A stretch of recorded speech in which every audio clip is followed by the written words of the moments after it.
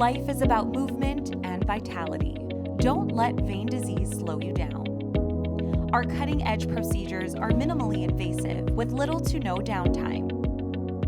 Rediscover healthy, beautiful legs that keep up with your life. Regain your confidence and freedom to enjoy every moment. Choose Vein Clinics of Hawaii. Your journey to healthier veins start here.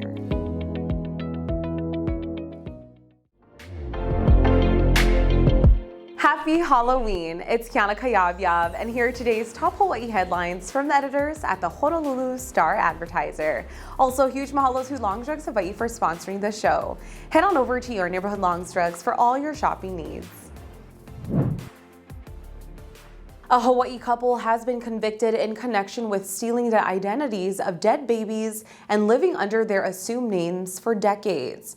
A jury deliberated for about 2 hours Monday before finding Walter Glenn Primrose and his wife Gwen Darrell Morrison guilty of conspiracy, passport fraud, and identity theft. Primrose was accused of stealing the identity of Bobby Edward Fort, a baby who died more than 50 years ago. Morrison allegedly took on the name of Julie Lynn Montag, a baby who lived for about 3 weeks in 1968. According to prosecutors, the two babies were buried in Texas cemeteries 15 miles apart. In court, Primrose and Morrison argue that their actions didn't harm anyone. The couple faces a maximum of 10 years in prison for making false statements in the application and use of a passport, up to 5 years for conspiracy charges, and mandatory 2-year consecutive terms for aggravated identity theft. The wildfire above Milani-Mauka continued to grow today. Honolulu firefighters are working to suppress the Wildland fire that began Monday and had consumed about 160 acres after nightfall. As of this morning, the fire was about 300 acres and 40% contained. According to the fire department, the main portion of the fire is moving east on the ridge above Waikakalua Stream. Several agencies are involved in the firefighting operation.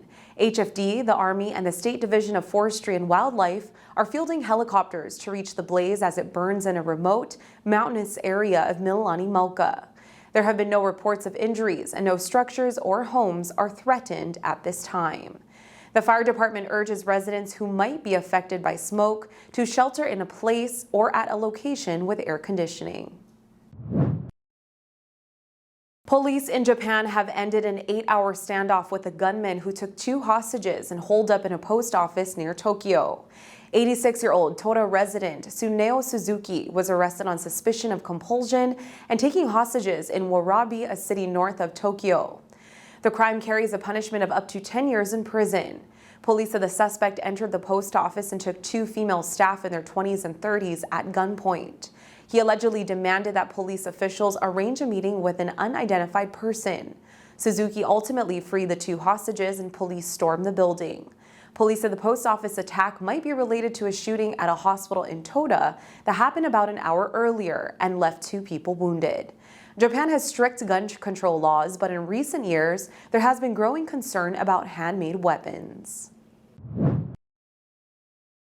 2 people have died on Oahu after succumbing to critical injuries suffered in traffic collisions. On Friday, an 80-year-old woman was struck by a garbage truck shortly after the driver had reversed out of Bachelor Street in Nu'uanu to drop off a garbage container.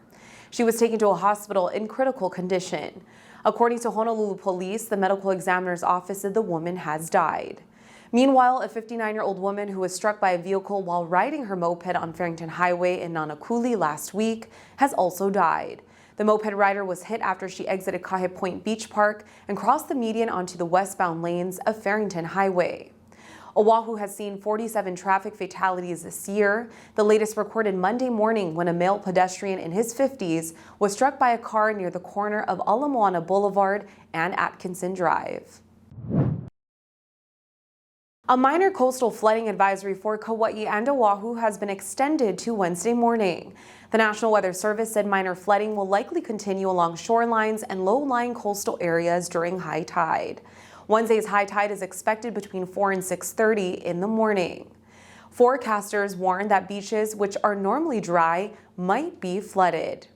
The public is urged to avoid driving through flooded areas, roadways, move electronics and other valuables to higher ground, and secure canoes or other watercraft stowed on beaches.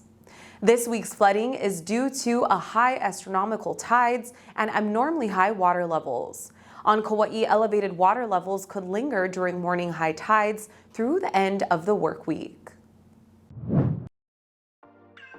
For more on these stories and all the latest headlines, subscribe to the Honolulu Star-Advertiser. Visit Hawaii's top source for breaking news online at staradvertiser.com and download the Star-Advertiser mobile app. Mahalo, have a happy Halloween, and we'll see you back here tomorrow.